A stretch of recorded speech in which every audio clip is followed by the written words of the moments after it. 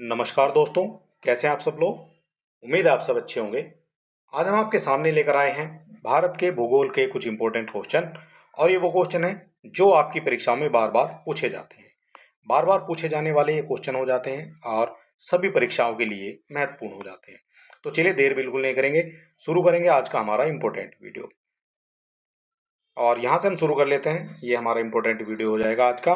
और भूगोल के टोटल 100 क्वेश्चन जो है यहाँ पर आपको मिलने वाले हैं। तो चलिए देख लेते हैं। पहला क्वेश्चन हो जाएगा हमारा, निम्नलिखित में से किस स्थान पर भागीरथी और अलकनंदा नदी मिलकर गंगा नदी का निर्माण करती हैं। तो ये जो हमारी अलकनंदा है ये हमारी निकलती है कुछ इस तरह से, और इसमें बीच बीच में जो है नदियां जो है मिलती हैं।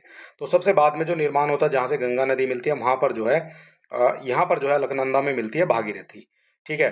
और इसको कहा जाता है फिर यहाँ पर देवप्रयाग। ठीक है। तो देवप्रयाग में जो है अलकनंदा और भागीरथी नदी मिलती है।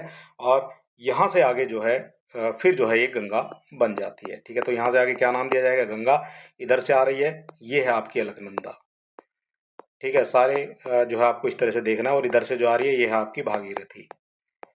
ठीक है। बाकी नदियां भी मिलती हैं और वो आप बाद में देखेंगे।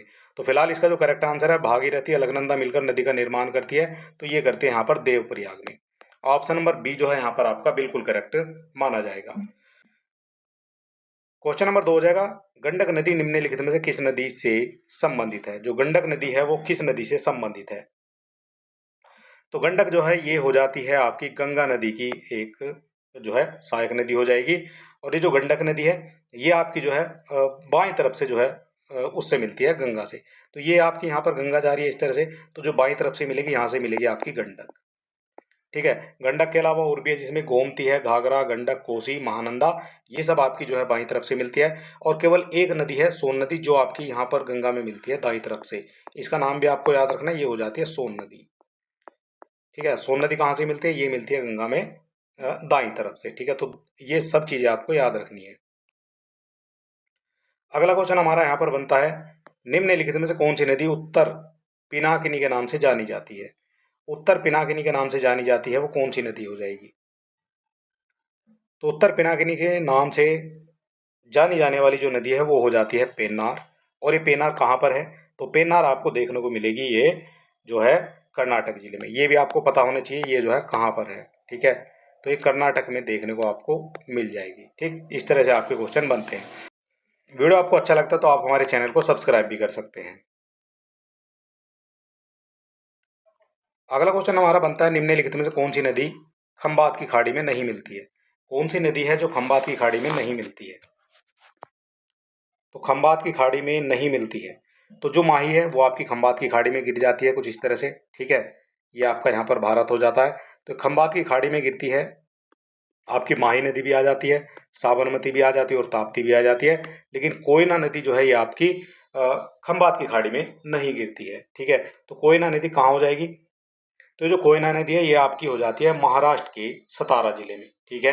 ये आपको पता होना चाहिए ये जो है कहाँ से निकलती है। और ये कोयना जो है इसको महाराष्ट्र की जीवन रेखा भी कहा जाता है। आपसे यही पूछ लिया जाएगा कि महाराष्ट्र की जो जीवन रेखा कहा जाता है तो किसको कहा जाता है, तो ये हो जाती है आपकी कोयना नदी। इसको महाराष्ट्र की जीवन रेखा कहा जाता है। ठीक है। और ये महाबलेश्वर से निकलती है सतारा जिले में। ठीक है। इतना भी आपको पता होना चाहिए। कोयना नदी कहाँ मिल जाती है, तो ये मिल जाती है जाकर कृष्णा नदी में। ठीक है। ये जाकर जो है कृष्णा नदी में फिर मिल जाती है। ठीक है। इतना आपको पता होना चाहिए। अगला क्वेश्चन हो जाएगा हमारा यहाँ पर, गोदावरी नदी महाराष्ट्र के निम्न जिले में पश्चिम घाट के ढलानों से निकलती है। जो गोदावरी नदी है महाराष्ट्र के किस जिले में पश्चिम घाट की ढलानों से निकलती है। तो गोदावरी नदी की यहाँ पर बात हो रही है और ये निकलती है आपकी नासिक से। ऑप्शन नंबर डी जो है यहाँ पर आपका करेक्ट हो जाएगा। तो गोदावरी नदी आपकी निकलती है नासिक से, जो त्र्यंबकेश्वर से निकलती है। ठीक है। ये हो जाएगा यहाँ पर करेक्ट आंसर। निम्नलिखित में किस नदी के बेसिन का कुल पुनः पूर्ति प्रयोग सर्वाधिक है। जो पुनः पूर्ति प्रयोग है वो सर्वाधिक है, वो कौन सी हो जाएगी, तो वो नदी यहाँ पर हो जाती है आपकी कृष्णा नदी। ठीक है।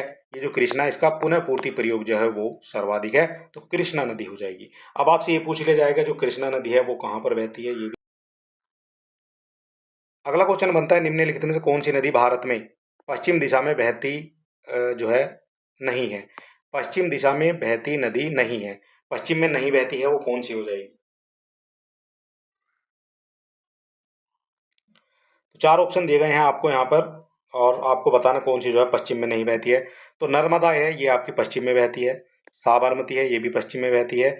और एक आपका लूनी है, ये भी पश्चिम में बहेगी। लेकिन कृष्णा जो है ये आपकी पश्चिम में नहीं बहेगी। ये भारत है, और जो कृष्णा है कुछ इस तरह से जो जाकर यहाँ पर कहाँ गिरती है, तो ये गिर जाती है आपकी बंगाल की खाड़ी में। ठीक है, तो ये कहाँ डलेगी? ये जाएगी आपकी बंगाल की खाड़ी में चली जाएगी, जो आपकी कृष्णा नदी है। ठीक है, ऑप्शन नंबर डी यहाँ पर आपका करेक्ट हो जाएगा। नर्मदा के अतिरिक्त कौन सी दूसरी नदी अमरकंटक से निकलती है? कौन सी दूसरी है जो अमरकंटक से निकलती है?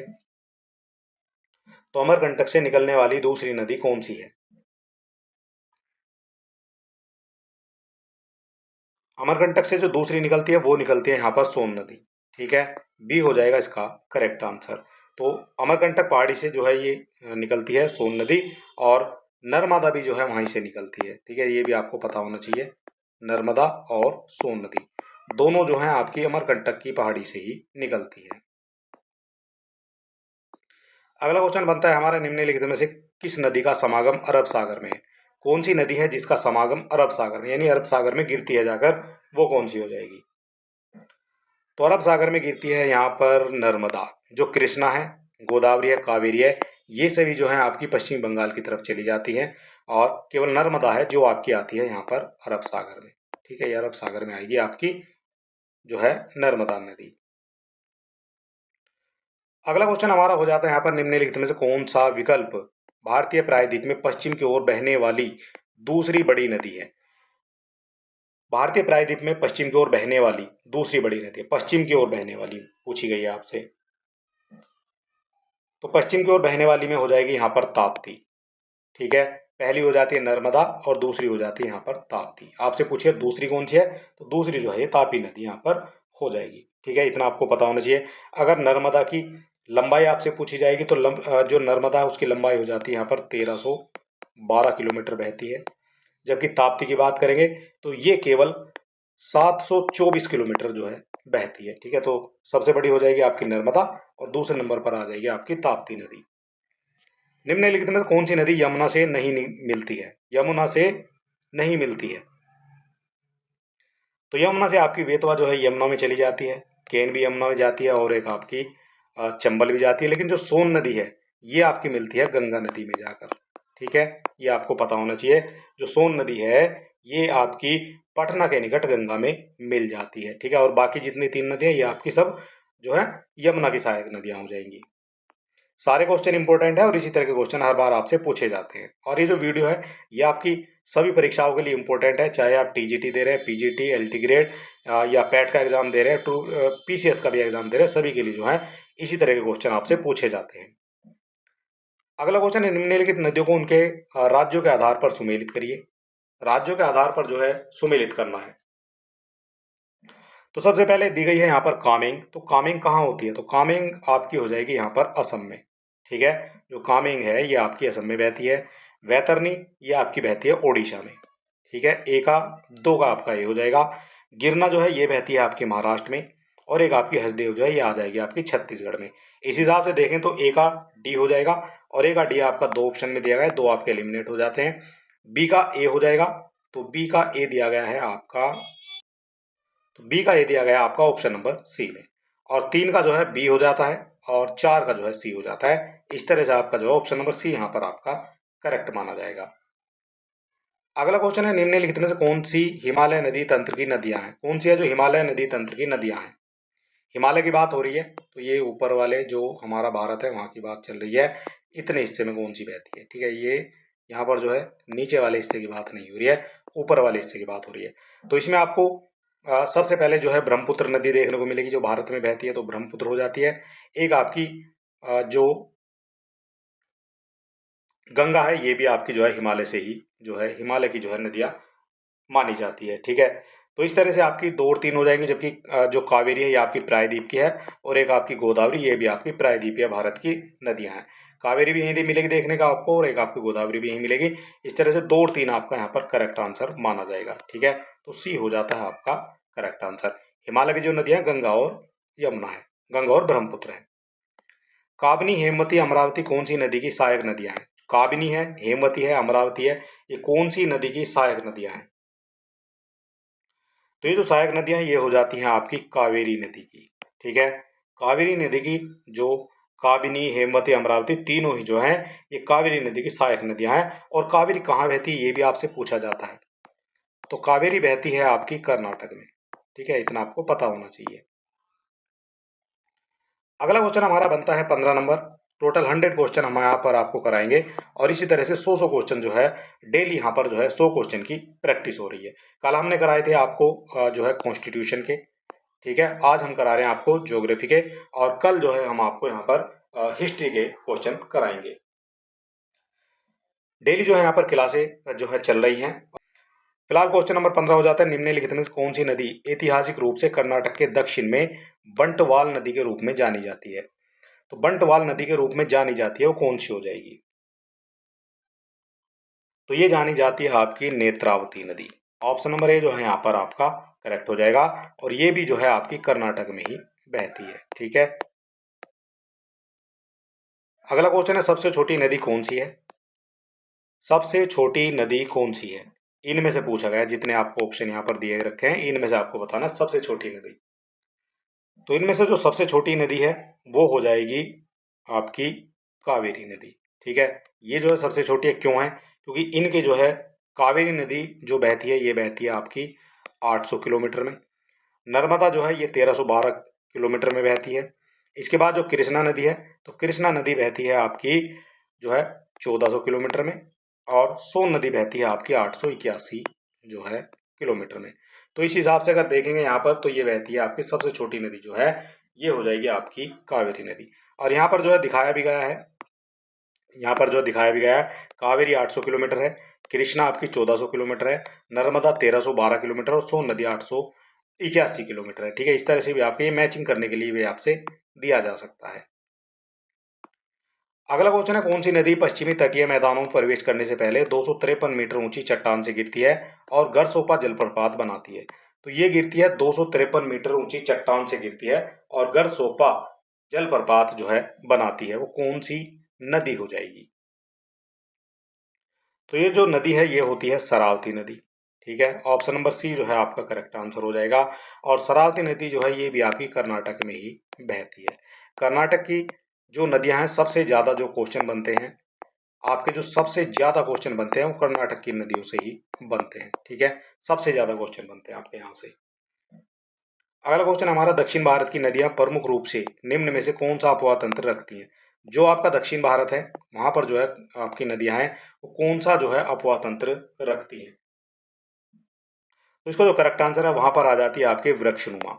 ठीक है, वृक्षनुमा हो जाएगी। वृक्षनुमा ऐसी होती है जैसे एक आपका वृक्ष है और यहाँ पर जो है इस तरह से जड़ फैल रही है इस तरह से। ठीक है, तो ये आपकी हो जाएगी यहाँ पर वृक्षनुमा। तो जो भी आपकी दक्षिण भारत की नदियां हैं वो सभी जो है वृक्षनुमा जो है आकार रखती हैं। ठीक है, तो ये आपको पता होना चाहिए। अगला क्वेश्चन हमारा बनता है यहाँ पर भारत की 3 महत्वपूर्ण नदियों का स्रोत हिमालय स्थित मानसरोवर झील के निकट है। बताइए कौन सी नदियां हैं? कौन सी नदियां हैं आपको बताना है जिनका जो अ, स्रोत है वो हिमालय स्थित है और मानसरोवर झील के निकट से है। तो यहाँ पर 3 नदियां आपको दी गई हैं हर ऑप्शन में। तो सबसे पहले आपको जो है ब्रह्मपुत्र लगाना है। ठीक है, तो ब्रह्मपुत्र तो आपका सभी में दिया हुआ है। इसके बाद आपको जो है यमुना, यमुना ये जो है आपकी हिमालय की नदियां नहीं है। दूसरे में आपका आ जाता है यहाँ पर ये ब्रह्मपुत्र है, सतलज और सिंधु, ये तो आपका करेक्ट हो जाएगा।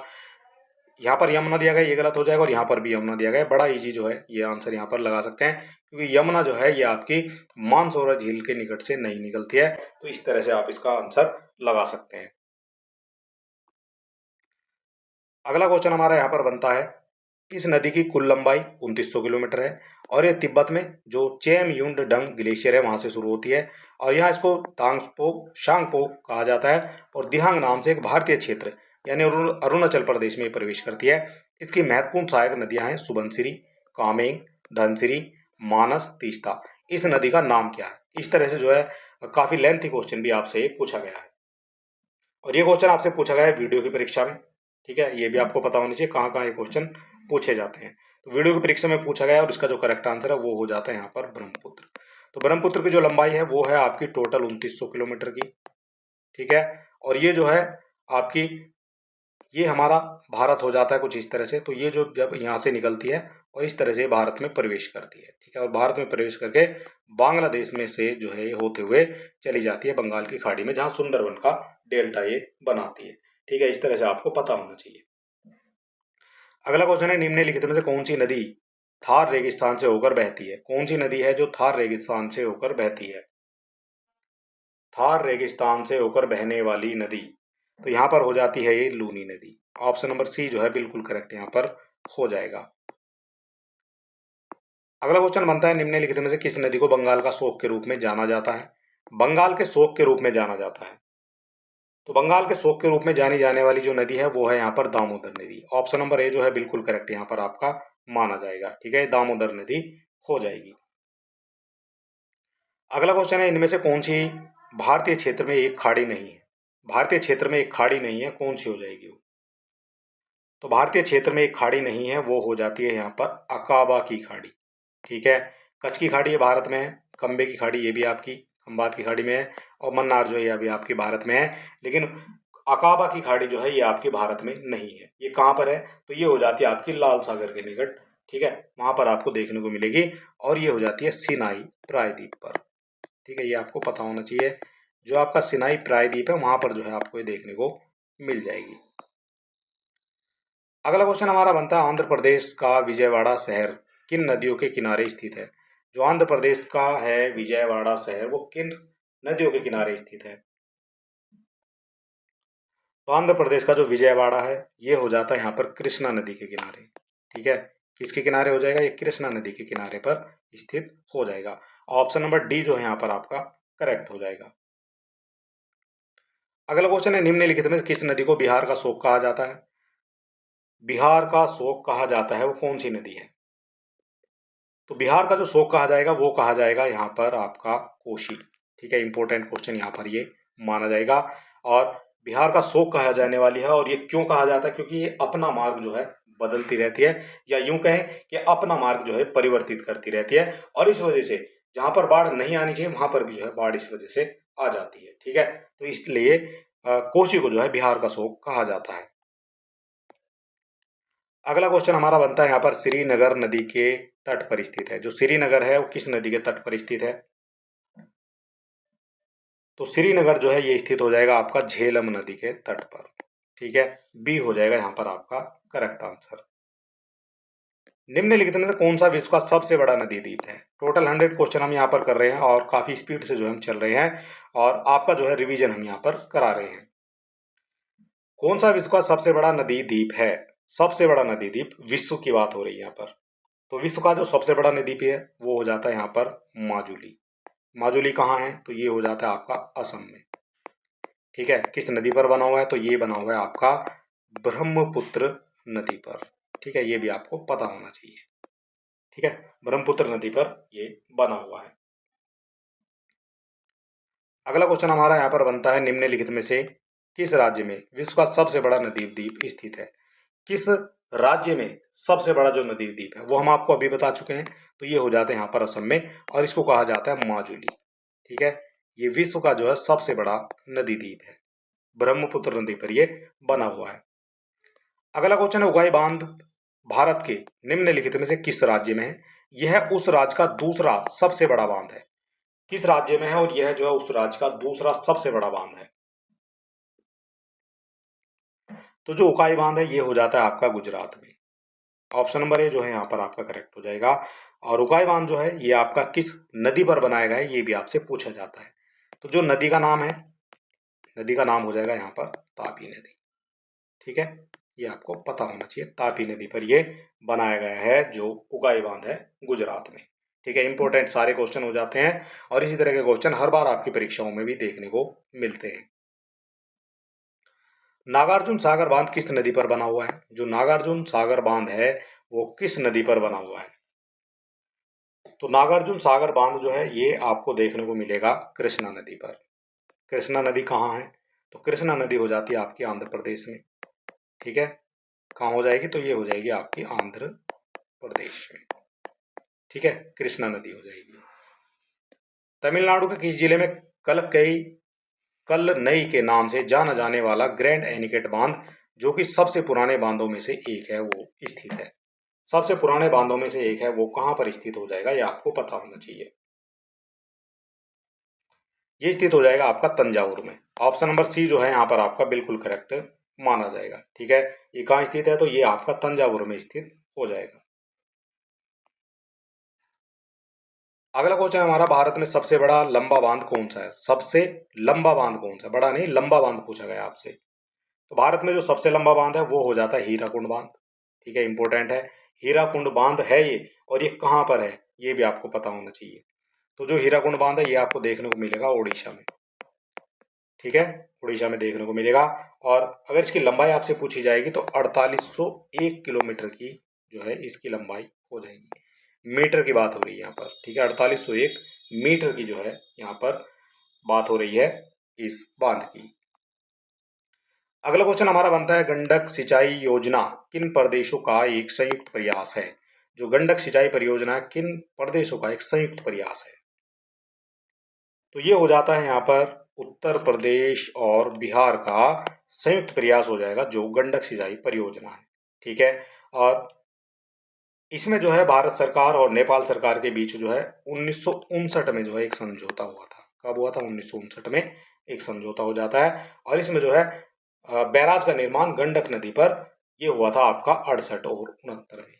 ठीक है, ये जो बैराज का निर्माण हुआ है ये हुआ है आपका गंडक नदी पर ही। ठीक है, ये भी आपको पता होना चाहिए। तो उत्तर प्रदेश और बिहार जो है इसका करेक्ट आंसर माना जाएगा। उत्तर प्रदेश राज्य में टिहरी बांध परियोजना किस देश के सहयोग से पूरी हुई है? जो टिहरी बांध परियोजना है वो किस देश के सहयोग से पूरी हुई है? तो जो टिहरी परियोजना है वो पूरी होती है आपकी सोवियत रूस के सहयोग से। ठीक है, और ये जो टिहरी है ये पहले जो है उत्तर प्रदेश में हुआ करता था, लेकिन जब 2000 में विभाजन हो जाता है उत्तराखंड का, तो अब ये जो टिहरी गढ़वाल है ये आपका चला जाता है पूरे का पूरा उत्तराखंड में। ठीक है, तो ये कहाँ चला जाता है? तो ये आपका चला जाता है उत्तराखंड में। ठीक, तो टिहरी बांध जो है अब आपको देखने को मिलेगा ये उत्तराखंड में। ठीक है, ये आपको पता होना चाहिए। और उत्तराखंड में भी हो जाता है गढ़वाल जिला। पहले उत्तर प्रदेश में था, लेकिन जब 2000 में जो है इनका विभाजन हो जाता है तो उसके बाद से अलग अलग हो जाते हैं। अगला क्वेश्चन हमारा यहाँ पर बनता है, दुलहस्ती परियोजना किस नदी पर स्थित है? जो दुलहस्ती परियोजना है वो किस नदी पर स्थित है? दुलहस्ती परियोजना तो ये स्थित होती है आपकी चिनाब नदी पर। ठीक है, ऑप्शन नंबर ए जो है यहाँ पर आपका करेक्ट हो जाएगा। और चिनाब नदी पर ही जो है सबसे ऊंचा जो है ब्रिज बनकर तैयार हुआ है। ठीक है, वो चल भी गया है। ठीक है, मतलब वो स्टार्ट हो गया है। और ये सबसे बड़ा जो है पुल, सबसे ऊंचा और सबसे बड़ा जो है पुल यहाँ पर ये बताया जा रहा है। ठीक है, तो सबसे ऊंचा भी है वो, और ये करंट का क्वेश्चन भी है। और वो चिनाब नदी है जो जिस पर जो है दुलहस्ती परियोजना भी स्थित है। ठीक है, ये आपको पता होना चाहिए। और ये कहाँ है जो चिनाब नदी है? तो ये आपकी हो जाएगी जम्मू एंड कश्मीर में। अगला क्वेश्चन है, निम्नलिखित में से कौन सा बांध और नदी के संबंध में सही ढंग से मेल नहीं खाता है? मेल नहीं खाता है वो आपसे बताना है। तो जो आपका है धरोई बांध ये आपका माही नदी पर नहीं है, ये आपका यहाँ पर गलत हो जाएगा। कहाँ होगा जो धरोई बांध है? तो ये आपको देखने को मिलेगा गुजरात में। ठीक है, और गुजरात में भी किस नदी पर मिलेगा? गुजरात में मिलेगा ये आपका साबरमती नदी पर। ठीक है, जो साबरमती नदी है उस पर जो है देखने को मिल जाएगा।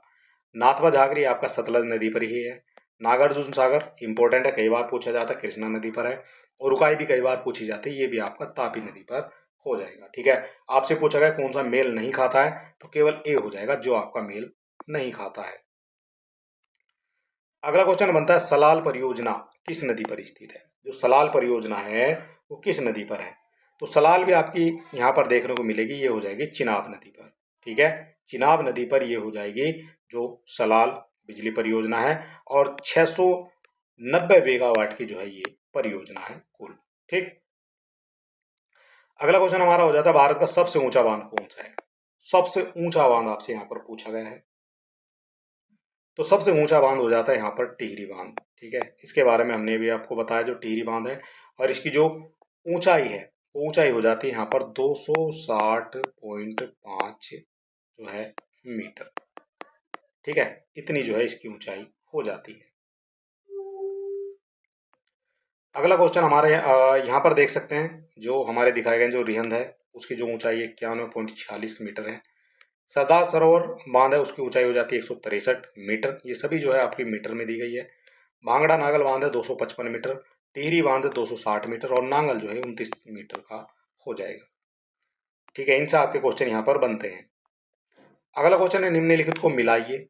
मिलाने के लिए, मैचिंग करने के लिए जो है यहाँ पर आपसे क्वेश्चन ये दिया गया है।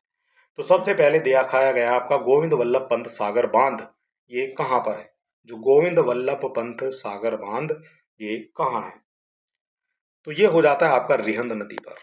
ठीक है, पारीक्षा बांध ये आपका वेतवा नदी पर हो जाएगा, जो पारीक्षा बांध है।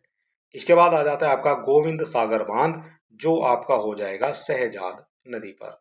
और जामनी बसता है, ये हो जाता है आपका जामनी नदी पर। ठीक है, नाम से भी पता लगा सकते हैं आप, जामनी जो है जामनी नदी पर ही हो जाएगा। इस तरह से डी का हो जाएगा हमारा एक, और डी का एक केवल एक ही ऑप्शन में दिया गया है, तो ए का 2 हो जाएगा, बी का 3 हो जाएगा, सी का 4 हो जाएगा। ऑप्शन नंबर ए जो है यहाँ पर करेक्ट हो जाएगा। अगला क्वेश्चन हमारा बनता है भांगड़ा बांध किस नदी पर बना हुआ है? जो भांगड़ा बांध है, भांगड़ा नागल बांध इसको कहा जाता है, ये किस नदी पर बना हुआ है? तो ये बना हुआ है आपका सतलज नदी पर। ऑप्शन नंबर सी जो है यहाँ पर आपका करेक्ट हो जाएगा। ये आपका सतलज नदी पर बना हुआ है। अगला क्वेश्चन हमारा बनता है चमेरा बांध किस नदी पर बनाया गया है? जो चमेरा बांध है वो किस नदी पर बनाया गया है? तो चमेरा बांध देखने को मिलेगा आपका रावी नदी पर। याद कैसे करेंगे? चमेरावी। ठीक है, इस तरह से आप इसका एक वर्ड बना सकते हैं, चमेरावी। आप ऐसे भी इसको याद कर सकते हैं। ठीक है, चमेरा बांध हो जाता है, और ये जो बांध है ये आपका देखने को मिलेगा हिमाचल प्रदेश में। ठीक है, कहाँ हो जाएगा? तो ये हो जाएगा आपका हिमाचल प्रदेश में। ठीक, ये भी आपको पता होना चाहिए, क्योंकि इनसे कभी कभी मैचिंग के लिए जो है इस तरह के क्वेश्चन आपसे पूछ लिए जाते हैं। अगला क्वेश्चन बनता है हमारा, भारत में किस राज्य में सबसे ज्यादा बांध है? भारत में किस राज्य में सबसे ज्यादा बांध है? तो सबसे ज्यादा जो बांध हैं भारत में वो हो जाते हैं महाराष्ट्र में। ठीक है, महाराष्ट्र में सबसे ज्यादा बांध है। ठीक, ये आपको पता होना चाहिए। उत्तर प्रदेश में जो बांधों की संख्या है, अगर आप यूपी की बात करते हैं तो यूपी में जो है केवल 155 के आसपास जो है बांध देखने को आपको मिल जाएंगे। ठीक है, क्योंकि उत्तर प्रदेश से जो है काफी क्वेश्चन आपके बनते हैं। और अगर महाराष्ट्र में देखेंगे तो महाराष्ट्र में जो बांधों की संख्या है वो हो जाती है यहाँ पर 2374। ठीक, ये आपको पता होना चाहिए। अगला क्वेश्चन हमारा यहाँ पर बनता है, जो आ जाएगी, सलाल पन बिजली परियोजना किस नदी पर स्थित है? सलाल पन बिजली परियोजना किस नदी पर स्थित है? तो सलाल पन बिजली परियोजना जो है ये आपकी हो जाएगी चिनाब नदी पर। ठीक है, बी हो जाएगा यहाँ पर करेक्ट आंसर। और ये जो परियोजना है ये हो जाती है आपकी जम्मू एंड कश्मीर में। कहाँ हो जाएगी?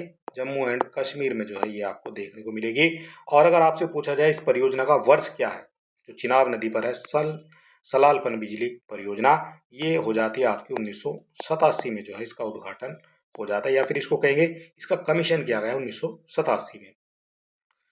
अगला क्वेश्चन है, पैठन जल विद्युत परियोजना किस राज्य में स्थित है? जो पैठन जल विद्युत परियोजना है वो किस राज्य में स्थित है? पैठन जल विद्युत परियोजना हो जाएगी आपकी महाराष्ट्र में। ठीक है, डी हो जाएगा यहाँ पर आपका करेक्ट आंसर। सारे क्वेश्चन इंपॉर्टेंट हैं, और ये सारे क्वेश्चन जो है आपकी परीक्षाओं में पूछे भी गए हैं। अगला क्वेश्चन बनता है, निम्नलिखित में से किस हिल स्टेशन पर आपको चेपारा झरना, पेथमेडू व्यू पॉइंट और अटूकाद झरना मिलेंगे? ये कहाँ पर मिलेंगे ये आपको बताना है। तो इसका जो करेक्ट आंसर है वो देखने को मिलेगा आपका मुन्नार। ठीक है, ये हो जाएगा इसका करेक्ट आंसर। और जो ये मुन्नार हिल स्टेशन है ये कहाँ पर है ये भी आपको पता होना चाहिए। तो जो मुन्नार हिल स्टेशन है ये आपको देखने को मिलेगा केरल में। ठीक है, केरल में हो जाएगा, जहां पर आपको चेपारा झरना, पोथमेडू पॉइंट और अटुकाट झरना देखने को मिलेंगे। अगला क्वेश्चन है, निम्नलिखित में से कौन सी झील मणिपुर में स्थित है? कौन सी झील है जो मणिपुर में स्थित है? तो मणिपुर में स्थित झील है उसका नाम है लोकटक, और ये बड़ी ही फेमस झील है। ठीक है, लोकटक झील है, मणिपुर में स्थित है, और ये जो है एक ताजे पानी की झील है। कैसी झील है? ताजे पानी की झील है। ठीक है। और इसमें जो है एक तैरता हुआ जो है राष्ट्रीय पार्क भी स्थित है, उसका नाम आपको पता होना चाहिए। तो उसका जो नाम है वो है आपका केबुल लाम जाओ। ठीक है, केबुल लाम जाओ जो है उसका नाम है, जो तैरता हुआ एक राष्ट्रीय पार्क भी है। ठीक है, केवल एकमात्र तैरता हुआ राष्ट्रीय पार्क। अगला क्वेश्चन हो जाएगा, चिल्का झील ओडिशा राज्य में किस स्थित भारत की सबसे बड़ी खारे पानी की झील के दक्षिणी ओर स्थित है? तो चिल्का झील जो है उड़ीसा राज्य में स्थित भारत की सबसे बड़ी खारे पानी की झील है, जो किसके दक्षिणी छोर पर जो है स्थित है? तो ये जो स्थित हो जाएगी, ये हो जाती है यहाँ पर महानदी के दक्षिणी ओर ये स्थित है। ठीक है, महानदी के दक्षिणी ओर ये स्थित है। ठीक, ये आपको पता होना चाहिए। अगला क्वेश्चन हमारा बनता है यहाँ पर, आपका हो जाएगा ये जो है मैचिंग करने के लिए। तो सूची एक को सूची दो से सुमेलित करना है, और एक तरफ सूची एक है, एक तरफ सूची दो है। तो सबसे पहले दिखाई गई यहाँ पर पुलिकट झील, और पुलिकट झील जो है ये आपको देखने को मिलेगी तमिलनाडु में, और तमिलनाडु दिया गया आपका ऑप्शन नंबर 3 में। चिल्का झील आपकी कहाँ है? तो चिल्का झील आपकी उड़ीसा में हो जाती है। ठीक है, वुलर झील आपकी हो जाएगी कश्मीर में, और सांबर झील हो जाएगी आपकी जम्मू राजस्थान में। ठीक है, इस तरह से ए का 3 हो जाएगा, ए का 3 आपका 2 ऑप्शन में दिया गया है। फिर हो जाएगा बी का 1, और बी का 1 दिया गया है आपका ऑप्शन नंबर ए में। सी का 4 हो जाएगा, ठीक है, और डी का हमारा 2 हो जाएगा, और ए का तो हमारा 3 है। तो यही आपका यहाँ पर करेक्ट आंसर माना जाएगा। ठीक है, और यहाँ पर जो है दिखाया भी गया है, जो पुलिकट झील है वो तमिलनाडु में है, चिल्का झील उड़ीसा में है, वुलर झील कश्मीर में है, और सांबर झील जो है ये राजस्थान में है। अगला हमारा यहाँ पर क्वेश्चन बनता है, निम्नलिखित झीलों में कौन सी एशिया की दूसरी सबसे बड़ी मीठे पानी की झील है जो जम्मू और कश्मीर में स्थित है? कौन सी है सबसे बड़ी झील जो जम्मू और कश्मीर में स्थित है? तो जम्मू कश्मीर में जो स्थित है वो हो जाएगी यहाँ पर वुलर झील। ठीक है, कई बार परीक्षाओं में ये बनती है, इंपोर्टेंट, आप इसको मार्क कर सकते हैं। ठीक है, जम्मू कश्मीर में स्थित है, और एक मीठे पानी की जो है झील है। अगला क्वेश्चन है, झील भारत की सबसे बड़ी खारे पानी की झील है, और ये भारत की सबसे बड़ी झील भी है, खारे पानी की झील है, सबसे बड़ी झील भी है भारत की, और इसको कहा जाता है चिल्का झील। ठीक है, कहाँ है हम पहले ही बता चुके हैं आपको पिछले क्वेश्चन में, ये आपकी मिलेगी देखने को उड़ीसा में। ठीक, उड़ीसा में हो जाएगी, और ये जो है एक लैगून झील भी है। ठीक है, ये भी आपको पता होना चाहिए किस तरीके है, ये लैगून झील है और उड़ीसा में स्थित है। अगला क्वेश्चन हमारा बनता है, भारत के किस राज्य में फुल्लर झील स्थित है? फुल्लर झील स्थित है भारत के किस राज्य में? तो जो फुल्लर झील स्थित है वो देखने को मिलेगी आपके उत्तर प्रदेश में। ठीक है, उत्तर प्रदेश वालों के लिए जो है यहाँ पर ये इंपॉर्टेंट हो जाएगा, फुल्लर झील आपके उत्तर प्रदेश में स्थित है। और उत्तर प्रदेश के अगर जिला आपसे पूछ लिया जाएगा फुल्लर झील का, तो जिला हो जाएगा आपका पीलीभीत। कौन सा जिला है? तो ये हो जाएगा आपका पीलीभीत जिला। ठीक, और ये जो है गोमती नदी का जो है उद्गम स्रोत यहाँ से होता है। यहाँ से कौन सी नदी निकलती है? तो गोमती जो है यहाँ से निकलती है, गोमती का जो है उद्गम यहाँ से होता है। ठीक है, तो ये आपको पता होना चाहिए। अगला क्वेश्चन हमारा बनता है यहाँ पर, ये दिखाया गया, थोशेघर वाटरफॉल किस राज्य में स्थित है? टोटल 100 क्वेश्चन जो है हम यहाँ पर करा रहे हैं, ये हमारी पूरी पूरी जो है सीरीज चल रही है, और यहाँ पर सभी के जो है हम 100 क्वेश्चन आपको कराने वाले हैं। तो थोसेघर वाटरफॉल किस राज्य में स्थित है? थोसेघर जो वाटरफॉल है ये हो जाता है आपका महाराष्ट्र में। ऑप्शन नंबर ए जो है बिल्कुल करेक्ट यहाँ पर माना जाएगा। और महाराष्ट्र के भी जो अगर जिला आपसे पूछा जाएगा तो जिला हो जाएगा यहाँ पर ये सतारा जिला। भारत में सबसे बड़ी झील कौन सी है? भारत में सबसे बड़ी झील आपसे पूछी गई है, तो भारत में हो जाती है सबसे बड़ी झील यहाँ पर वुलर झील। कहाँ है? तो ये हो जाएगी आपकी जम्मू एंड जो है कश्मीर में। ठीक है, जम्मू और कश्मीर में आपको जो है देखने को मिल जाएगी। अगला क्वेश्चन हमारा बनता है यहाँ पर हो जाएगा ये, भूपेन हजारिका सेतु जिसमें ढोला सादिया पुल भी कहा जाता है, निम्नलिखित में से किस नदी पर जलीय विस्तारों पर भारत का सबसे लंबा पुल है? तो भारत का जो सबसे लंबा पुल है वो कौन सा हो जाएगा? तो यहाँ पर जो है क्वेश्चन नंबर हो जाता है हमारा 54, और ये जो है ये हो जाता है हमारा लोहित नदी पर। ठीक है, ये लोहित जो नदी है ये आपकी कहाँ बहती है ये आपको पता होना चाहिए। तो जो भूपेन हजारिका सेतु है ये ढोला सादिया पुल भी इसको कहा जाता है। ये आपसे पूछा जा सकता है आपकी परीक्षाओं में। ठीक है, भूपेन हजारिका को ढोला सादिया कहा जाता है। ये जो है लोहित नदी पर है और सबसे लंबा पुल भी यहाँ पर माना जाता है। ठीक है, और ये जो लोहित नदी है ये आपकी ब्रह्मपुत्र की एक सहायक नदी है। ठीक है, ब्रह्मपुत्र की जो है एक सहायक नदी है और ये जो है आपकी अरुणाचल प्रदेश में बहती है। कहाँ बहती है? अरुणाचल प्रदेश में जो है ये बहती है। ठीक है, ये आपको पता होना चाहिए। अगला क्वेश्चन बनता है भारत में प्रवाल भित्तियां निम्नलिखित में से किस स्थान पर पाई जाती हैं? जो प्रवाल भित्तियां हैं किस स्थान पर पाई जाती हैं? तो जो प्रवाल भित्तियां पाई जाती हैं वो पाई जाती हैं आपकी मन्नार की खाड़ी में। ठीक है, ये हो जाएगा यहाँ पर बी आपका करेक्ट आंसर। प्रवाल भित्तियां मन्नार की खाड़ी में पाई जाती हैं और मुख्य रूप से अगर बात करेंगे तो यहाँ पर ये अंडमान निकोबार में भी मिलती हैं, कच्छ की खाड़ी में भी, जलडू पाक जल डमरू मध्य में भी मिल जाते हैं और लक्षद्वीप के आसपास भी आपको देखने को मिलेगी। लेकिन ऑप्शन में जो है आपको दिखाया गया मन्नार की खाड़ी, तो यही आपका यहाँ पर करेक्ट हो जाएगा। पांगी घाटी भारत के निम्नलिखित में से किस राज्य या फिर केंद्र शासित प्रदेश में स्थित है? पांगी घाटी की बात हो रही है, पांगी घाटी। तो ये जो स्थित है ये हो जाएगी आपकी हिमाचल प्रदेश में। बी हो जाएगा यहाँ पर इसका करेक्ट आंसर। और ये हिमाचल प्रदेश के चंबा जो है घाटी है उसमें जो है देखने को आपको मिल जाएगी। ठीक, चंबा घाटी है या फिर चंबा जिला भी उसको आप कह सकते हैं। अगला क्वेश्चन हमारा बनता है यहाँ पर निम्नलिखित में से किस राज्य ने सर्वप्रथम भूमिगत जल की कमी से बचने के लिए प्रत्येक भवन में बारिश के पानी के संग्रहण को अनिवार्य बनाया है? बारिश के पानी को जो उसका संग्रह करना उसको अनिवार्य बना दिया गया है, तो वो कौन सा हो जाता है? भूजल संसाधन के जो है कुछ क्वेश्चन है यहाँ पर और इसका जो करेक्ट आंसर है वो हो जाता है यहाँ पर तमिलनाडु। ठीक है, ये हो जाएगा यहाँ पर तमिलनाडु, जिसमें बारिश के पानी के संग्रहण को जो है अनिवार्य बना दिया है प्रत्येक भवन के लिए। ठीक है, ये आपका क्वेश्चन हो जाता है ऑप्शन नंबर बी। अगर आप वीडियो में किसी तरह का कोई सुझाव देना चाहते हैं तो आप हमें जो है कमेंट बॉक्स में लिख सकते हैं। हम जल्द से जल्द जो है उसका सुधार करने की कोशिश करेंगे। इसकी फ्री पीडीएफ अगर आप लेना चाहते हैं तो आप हमारे टेलीग्राम चैनल से जुड़ सकते हैं। वहां पर जो है सभी की फ्री पीडीएफ जो है प्रोवाइड कराई जाती है।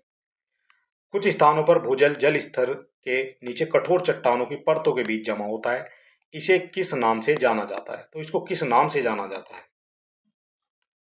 तो इसको जो जाना जाएगा वो जाना जाएगा जल भरत के नाम से। ठीक है, जब कुछ स्थानों पर जो भूमि का जल है, जो जल स्तर है वो नीचे जो है कठोर सैलों जो कठोर सैल होते हैं परतों के नीचे जो जमा हो जाता है उसको जो है फिर जल भरत कहा जाता है। ठीक है, ये आपको पता होना चाहिए।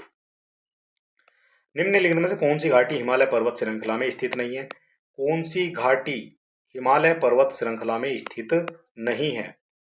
नहीं आपसे पूछा गया है। तो इसका जो करेक्ट आंसर है यहाँ पर बनने वाला है ये अराकू घाटी।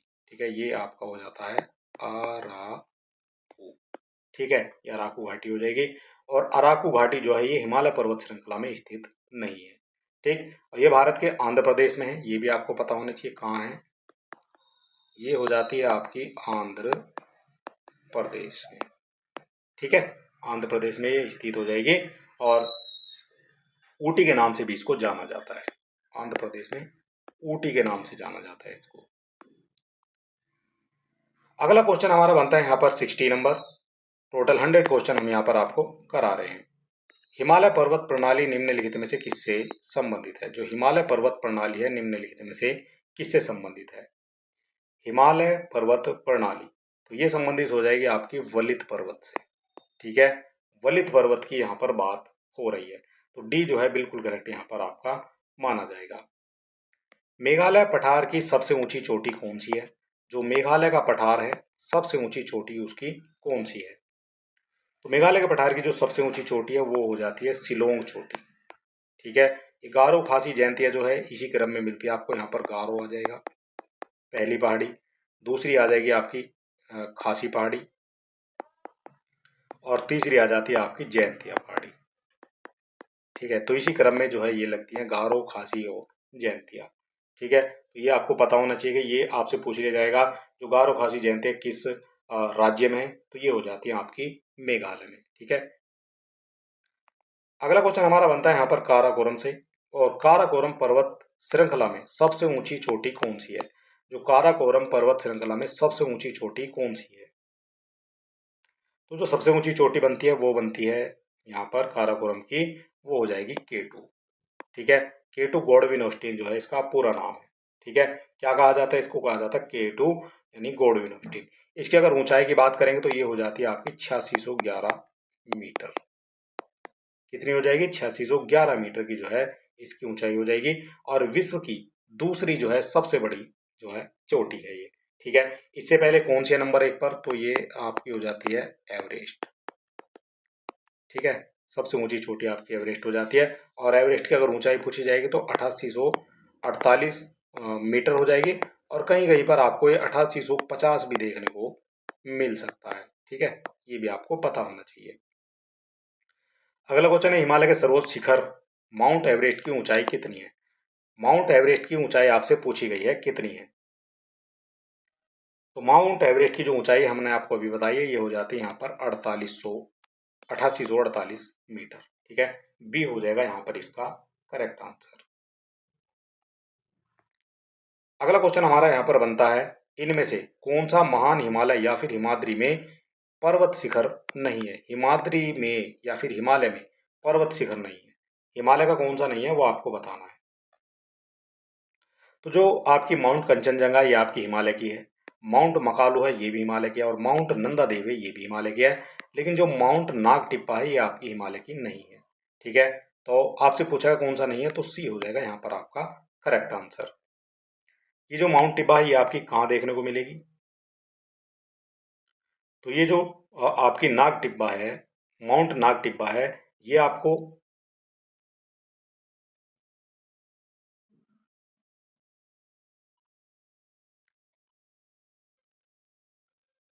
तो ये जो नाग टिब्बा है ये आपकी देखने को मिलेगी लघु हिमालय के अंतर्गत।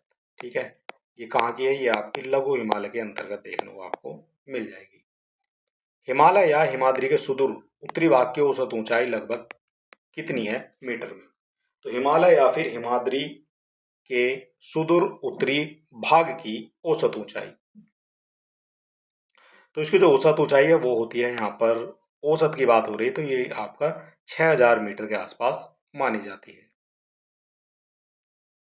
अगला क्वेश्चन है निम्नलिखित में से कौन सा विकल्प लघु हिमालय में पर्वत की सबसे लंबी पर्वतमाला है? लघु हिमालय की बात हो रही है, आपको पता है कि कितने प्रकार के हिमालय यहाँ पर बांटा गया है। ठीक है, एक आपका जो होता है ट्रांस हिमालय होता है, फिर आपका होता है महान हिमालय, फिर आपका होता है लघु हिमालय, और फिर आपका होता है शिवालिक हिमालय। तो 4 प्रकार से जो है ये हम इसको बांटते हैं। ठीक है, और उसमें से आपसे पूछा गया कि लघु हिमालय में पर्वत की सबसे लंबी जो पर्वतमाला है कौन सी है? तो सबसे लंबी जो पर्वतमाला है ये हो जाएगी यहाँ पर पीर पंजाल। ठीक है, सी हो जाएगा यहाँ पर आपका करेक्ट आंसर। ये जो है सबसे लंबी पर्वतमाला हो जाती है आपकी लघु हिमालय की। अगला क्वेश्चन है अरावली पर्वत श्रेणी में सबसे ऊंचा जो शिखर है वो किसका है? अरावली में पूछा गया, अरावली पर्वत श्रेणी में। तो अरावली पर्वत श्रेणी में जो सबसे ऊंचा शिखर है वो हो जाता है गुरु शिखर। ठीक है, सबसे ऊंची चोटी जो है गुरु शिखर है। अगर इसकी ऊंचाई आपसे पूछी जाएगी तो 1722 मीटर की जो है ये आपकी ऊंचाई हो जाएगी। कितनी हो जाएगी? 1722 मीटर की ऊंचाई हो जाएगी। ठीक, ये आपको पता होना चाहिए। अगला क्वेश्चन हमारा बनता है कौन सा सबसे ऊंचा भारतीय शिखर है? कौन सा सबसे ऊंचा भारतीय शिखर है? सबसे ऊंचा आपसे पूछा गया है। तो सबसे ऊंचा जो भारतीय शिखर है वो यहाँ पर हो जाता है कंचनजंगा। सी हो जाएगा इसका करेक्ट आंसर। और जो कंचनजंगा है, अगर हम भारत की बात करेंगे तो भारत का दूसरा सबसे ऊंचा जो है शिखर ये माना जाता है। ठीक है, और ये कहाँ है ये भी आपसे जो है पता होना चाहिए। तो ये स्थित है भारत के सिक्किम राज्य में। ठीक है, कहाँ स्थित है? सिक्किम में स्थित है। इसकी ऊंचाई आपसे पूछ ली जाएगी कभी कभी, तो ये हो जाती है 8598 मीटर। ठीक, अगला क्वेश्चन बनता है हिमालय का कौन सा भाग नदियों द्वारा लाई गई असंगठित तलछट से बना है? सारे क्वेश्चन इंपॉर्टेंट है और ये जो क्वेश्चन है वो आपकी सभी परीक्षाओं के लिए इंपॉर्टेंट भी है, क्योंकि हर बार जो है इसी तरह के क्वेश्चन आपसे पूछे जाते हैं आपकी परीक्षाओं में। रेगुलर यहाँ पर जो है क्लासेस चल रही हैं और आपको जो है बने रहना है हमारे साथ। हिमालय का कौन सा भाग है नदियों द्वारा लाई गई असंगठित तलछट से बना हुआ है? तो वो बना हुआ है यहाँ पर शिवालिक रेंज। ठीक है, जो शिवालिक श्रेणी रेंज है ये आपकी नदियों द्वारा लाई गई जो तलछट है उससे बना हुआ है। अगला क्वेश्चन हमारा यहाँ पर बनता है 70 नंबर। निम्नलिखित में से किस पर्वत को हाथी पर्वत के रूप में भी जाना जाता है, जो मध्य केरल के दक्षिणी पश्चिमी घाट में पहाड़ों की एक श्रृंखला पर स्थित है और पश्चिमी तमिलनाडु की सीमा तक जो है ये फैला हुआ है? तो यहाँ पर आपको बताना है इनमें से जो है कौन सा यहाँ पर ये हो जाता है आपका पर्वत। तो इसका जो करेक्ट आंसर है ये हो जाएगा यहाँ पर जो अनामला या फिर अन्नामलाई की जो पहाड़ियां हैं। ठीक है, इसकी बात यहाँ पर हो रही है। और ये जो है हाथी पर्वत के नाम से भी इसको जाना जाता है। किस नाम से जाना जाता है ये क्वेश्चन में लिखा है, हाथी पर्वत के नाम से इसको जाना जाता है। अगला क्वेश्चन है जो पश्चिमी घाट है वो क्या है? पर्वत है, पठार है, पहाड़ पठारों का ढलान है या फिर पहाड़ियां है? पश्चिमी घाट की बात हो रही है। तो जो पश्चिमी घाट है वो आपका हो जाता है पठारों का ढलान। सी हो जाएगा इसका करेक्ट आंसर।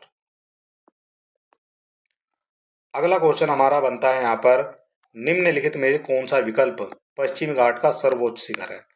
पश्चिमी घाट का जो सर्वोच्च शिखर है वो कौन सा हो जाएगा?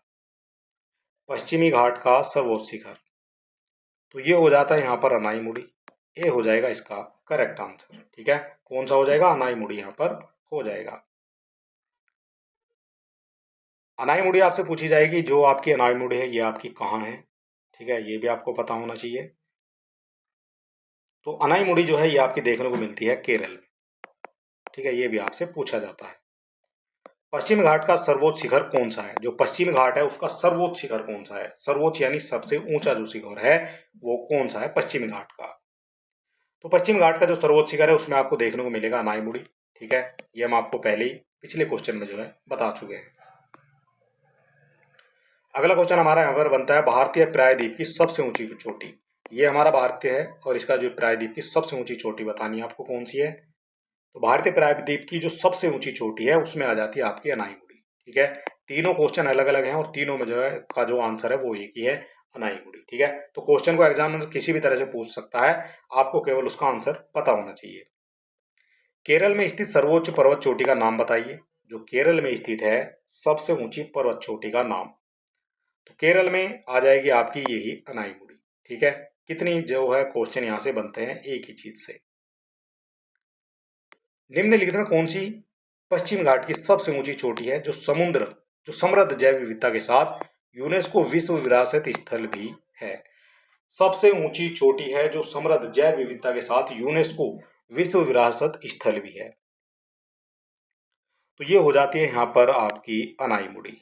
बी हो जाएगा इसका यहाँ पर करेक्ट आंसर। और ये पश्चिम घाट की सबसे ऊंची चोटी है। ठीक है, इसकी अगर आपसे यहाँ पर इसकी जो है हाइट पूछ लेगा तो ये हो जाएगी 2695 मीटर। ठीक है, ये आपको पता होना चाहिए। अगला क्वेश्चन बनता है, कुल्लू घाटी को किस नाम से जाना जाता है? जो कुल्लू घाटी है उसको और किस नाम से जाना जाता है? तो कुल्लू घाटी को जाना जाता है देवताओं की घाटी के नाम से। ऑप्शन नंबर ए जो है बिल्कुल करेक्ट यहाँ पर माना जाएगा। कुल्लू घाटी को देवताओं की घाटी के नाम से जाना जाता है और ये आपकी हिमाचल प्रदेश में स्थित है। कुद्रेमुख जो कर्नाटक राज्य की तीसरी सबसे ऊंची चोटी है। कुद्रेमुख है कर्नाटक की तीसरी सबसे ऊंची चोटी है और जो चिकमगलुपुर जिले में स्थित है यह विशेष शिखर एक जानवर के चेहरे के आकार का है। निम्नलिखित में से वह कौन सा जानवर है? वो किस जानवर के आकार की है ये आपको बताना है। कुद्रेमुख की बात हो रही है। तो ये जो जानवर के आकार की है ये आकार की आपकी घोड़े के आकार की। ठीक है, कुद्रेमुख कन्नड़ भाषा का एक शब्द है और इसका जो अर्थ होता है, जो शाब्दिक अर्थ होता है वो होता है घोड़े की शक्ल का। ठीक है, कुद्रेमुख का जो अर्थ है वो होता है घोड़े की शक्ल का, इसलिए जो है इसका नाम जो है कुद्रेमुख रखा हुआ है। अगला क्वेश्चन है, विंध्य पर्वत उत्तर पश्चिम में अरावली पर्वत श्रृंखला और दक्षिण में निम्नलिखित में से किस श्रेणी से घिरा हुआ है? किस श्रेणी से घिरा हुआ है दक्षिण में? तो ये घिरा हुआ है आपका दक्षिण में आपका सतपुड़ा रेंज से। ठीक है, विंध्य पर्वत जो है उत्तर पश्चिम में अरावली पर्वत से है और दक्षिण में जो है ये सतपुड़ा रेंज से घिरा हुआ है। ऑप्शन नंबर सी जो है यहाँ पर आपका करेक्ट हो जाएगा।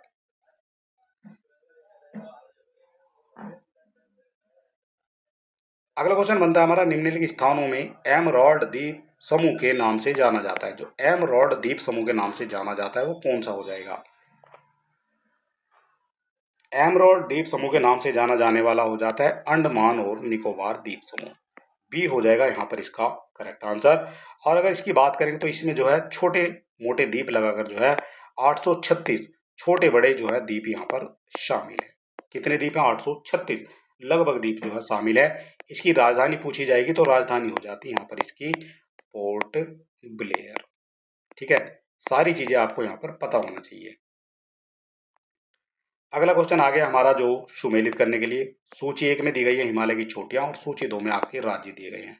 तो सबसे पहले दिया गया है जो आपका है नंगा पर्वत। तो नंगा पर्वत ये किस राज्य में है? तो नंगा पर्वत हो जाता है आपका जम्मू कश्मीर में। ठीक है, ये आपका करेक्ट हो जाता है। नंदा देवी की बात करेंगे तो ये आपकी हो जाती है उत्तराखंड में।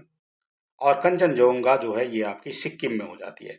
इस तरह से ए का 1 हो जाएगा और बी का हो जाएगा आपका 3। तो ये आपका बी जो है यहाँ पर आपका बिल्कुल करेक्ट माना जाएगा। ठीक है, सी का आपका 2 हो जाएगा। ठीक, इस तरह से भी आपके क्वेश्चन यहाँ पर बनते हैं। और यहाँ पर दिखाया भी गया है कि नंगा पर्वत जम्मू कश्मीर में है, नंदा देवी उत्तराखंड में, कंचनजंगा सिक्किम में है। अगला क्वेश्चन बनता है वह कौन सा सर्वोच्च पर्वत शिखर है जो पूरी तरह से भारत में स्थित है? पूरी तरह से जो है ये भारत में स्थित है। तो पूरी तरह से भारत में स्थित है वो हो जाता है यहाँ पर नंदा देवी। बी हो जाएगा यहाँ पर इसका करेक्ट आंसर। अगला क्वेश्चन हमारा यहाँ पर बनता है निम्नलिखित में से कौन सा पर्वतीय दर्रा उत्तराखंड में स्थित नहीं है? कौन सा पर्वतीय दर्रा है जो उत्तराखंड में स्थित नहीं है? तो उत्तराखंड में जो दर्रे हैं उनकी एक ट्रिक है, उसमें आप लगा सकते हैं उत्तर की मालिनी। ठीक है, उत्तर की मालिनी। तो माँ से बनता है आपका माँ से बनेगा आपका, यहाँ पर बता देते हैं आपको, माँ से बनेगा आपका माना, ली से बनेगा आपका लिपुलेख।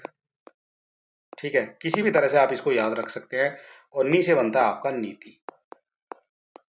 ठीक है, नीति ला दर्रा। तो ये हो जाते हैं उत्तर की मालिनी। ठीक है, 3 दर्रे यहाँ पर आपको बता दिए हैं।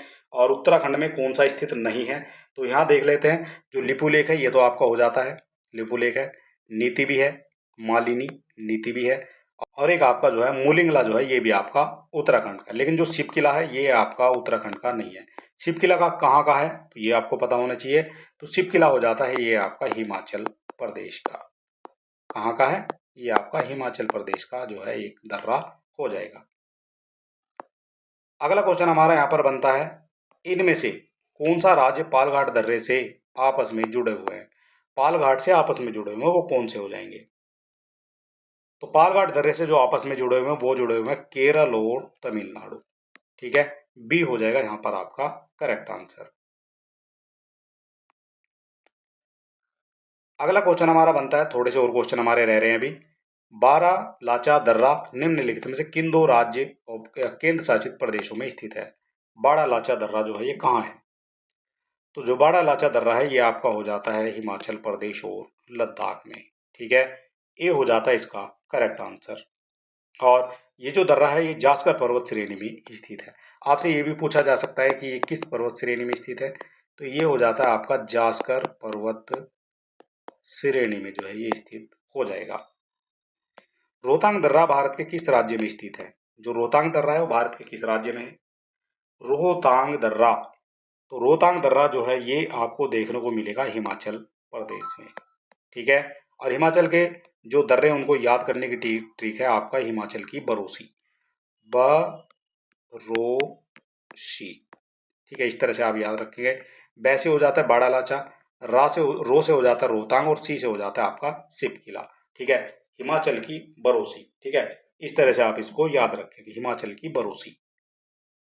और ये जो आपका रोहतांग दर्रा है ये आपका हिमाचल प्रदेश में स्थित है, हम आपको बता चुके हैं। अगला क्वेश्चन बनता है शिप किला ला, जो शिप की ला दर्रा हिमालय की किस घाटी में स्थित है? ठीक है, शिप किला है ये हमने बताया आपको हिमाचल की भरोसी यानी कि हिमाचल प्रदेश में ये स्थित है। और आपसे पूछा गया ये जो है किस घाटी में स्थित है, तो ये घाटी हो जाती है आपकी सतलज घाटी, जिसमें सिपकिला दर्रा स्थित है। ठीक, ये आपको पता होना चाहिए। और ये जो है सतलज नदी जो है इस दर्रे से जो है भारत में प्रवेश करती है। जोजिला पास किसे जोड़ता है? जो जोजिला पास है वो किसको जोड़ता है?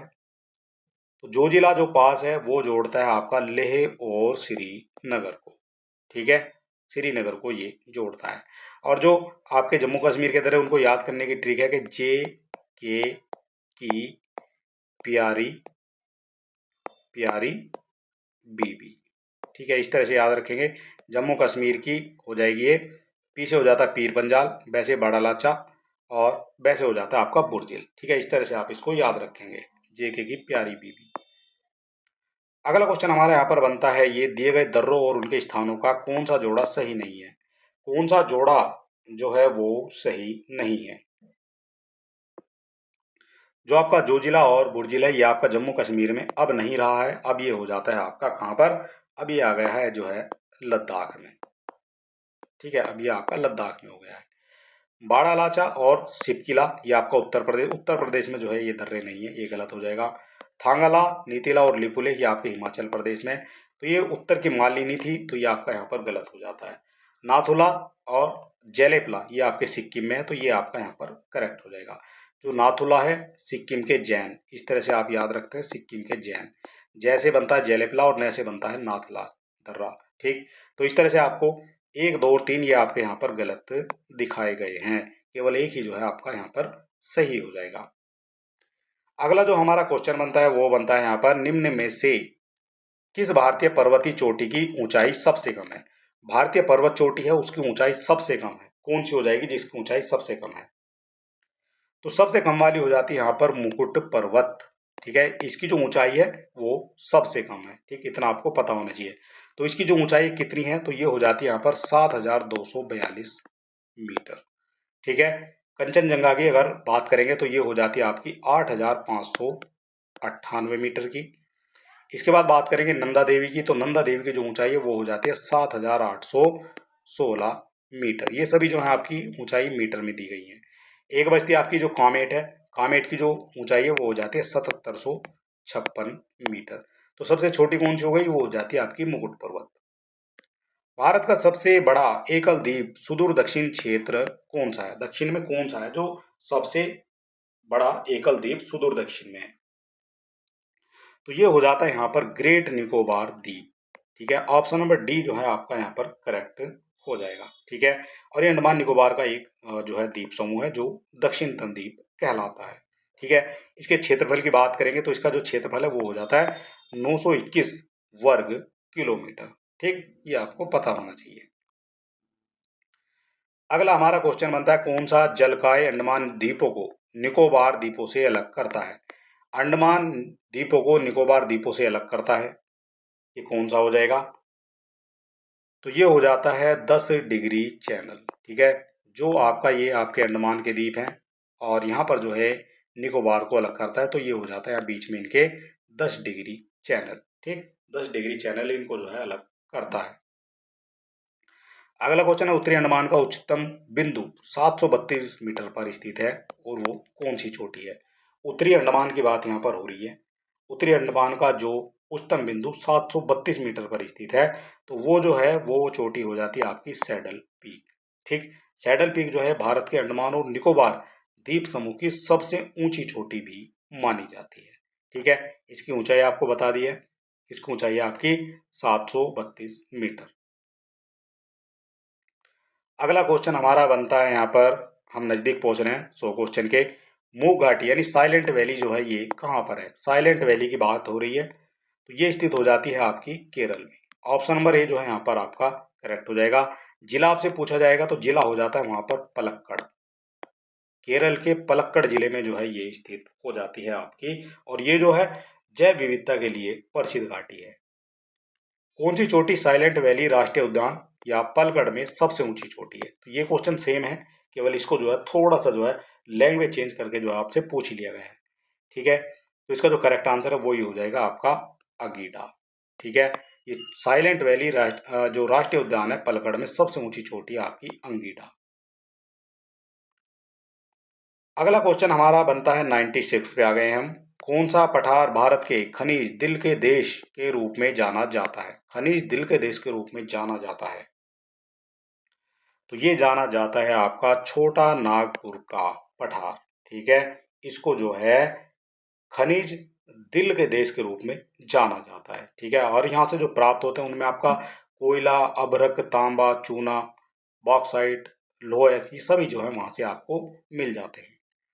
भारत का सबसे ऊंचा स्थान कौन सा है? भारत का सबसे ऊंचा स्थान, सबसे ऊंचा स्थान हो जाता है भारत का, वो हो जाता है, अगर भारत की बात कर रहे हैं तो कंचनजंगा। ठीक है, ये कंचनजंगा कहाँ स्थित है? तो ये जो कंचनजंगा है ये आपकी देखने को मिलेगी आपकी सिक्किम और नेपाल में। ठीक है,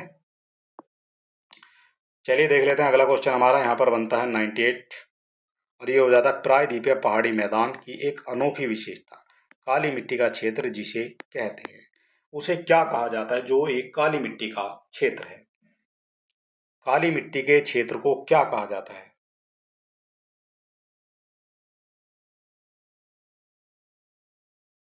तो इसको कहा जाता है यहाँ पर Deccan trap. Option number B जो है बिल्कुल करेक्ट यहाँ पर माना जाएगा। ये प्रायद्वीपीय पठार की एक विशेषता जो है वो यहाँ पाई जाती है काली मिट्टी। ठीक है, और इसको जो है दक्कन ट्रैप के नाम से जाना जाता है। अगला क्वेश्चन है, ओडिया पठार भारत के निम्नलिखित में से किस राज्य में स्थित है? जो ओडिया पठार है भारत के निम्नलिखित में से किस राज्य में स्थित है? ओडिया पठार की यहाँ पर बात हो रही है। तो ओडिया पठार जो है ये आपको देखने को मिलेगा राजस्थान में। ठीक है, इंपॉर्टेंट क्वेश्चन है, कंफ्यूज जो है ये करने वाला है। उड़िया पठार, कुछ बच्चे जो उड़िया देखकर जो है यहाँ पर उड़ीसा ना लगा दें। ठीक है, इसलिए जो है यहाँ पर इसका करेक्ट आंसर आपका राजस्थान हो जाएगा। ठीक, और राजस्थान के जो है ये सिरोही जिले में देखने को आपको मिलती है। कहाँ पर? सिरोही जिले में। ठीक है, राजस्थान के सबसे ऊंचे पठारों में से ये एक है। और ये हो जाएगा आज का हमारा 100 बाद जो है लास्ट क्वेश्चन। भौगोलिक इतिहास के अनुसार भारत का प्राचीनतम पर्वत है। भौगोलिक इतिहास के अनुसार अनुसार जो है भारत का प्राचीनतम जो पर्वत है वो कौन सा है? तो ये जो प्राचीनतम पर्वत है ये हो जाता है यहाँ पर अरावली। ऑप्शन नंबर सी जो है बिल्कुल करेक्ट यहाँ पर माना जाएगा। ठीक है, भारत का प्राचीनतम पर्वत अरावली है, और ये जो है एक अवशिष्ट पर्वत का जो है उदाहरण यहाँ पर माना जाता है। तो अरावली जो है कैसा पर्वत है? तो ये हो जाता है यहाँ पर एक जो अवशिष्ट पर्वत। ठीक है, ये हो जाता है अवशिष्ट पर्वत। ठीक, ये आपको पता होना चाहिए। और माउंट आबू पर स्थित जो गुरु शिखर है जो है वो अरावली पर्वत की सबसे ऊंची चोटी है। तो अरावली की सबसे ऊंची चोटी आपसे पूछी जाएगी, वो हो जाएगी आपकी गुरु शिखर। और चलिए दोस्तों, टोटल जो 100 क्वेश्चन है हमने यहाँ पर आपको करा दिए हैं, और ये सीरीज चल रही है 100 क्वेश्चन की। सभी सब्जेक्ट की जो है हम यहाँ पर आपको 100 क्वेश्चन कराने वाले हैं। सभी सब्जेक्ट के आपको यहाँ पर मिलेंगे, और कम समय में बेहतर तैयारी अगर आप करना चाहते हैं तो आप हमारे चैनल को सब्सक्राइब भी कर सकते हैं। तो चलिए दोस्तों, मिलते हैं नेक्स्ट वीडियो में, तब तक के लिए नमस्कार, जय हिंद।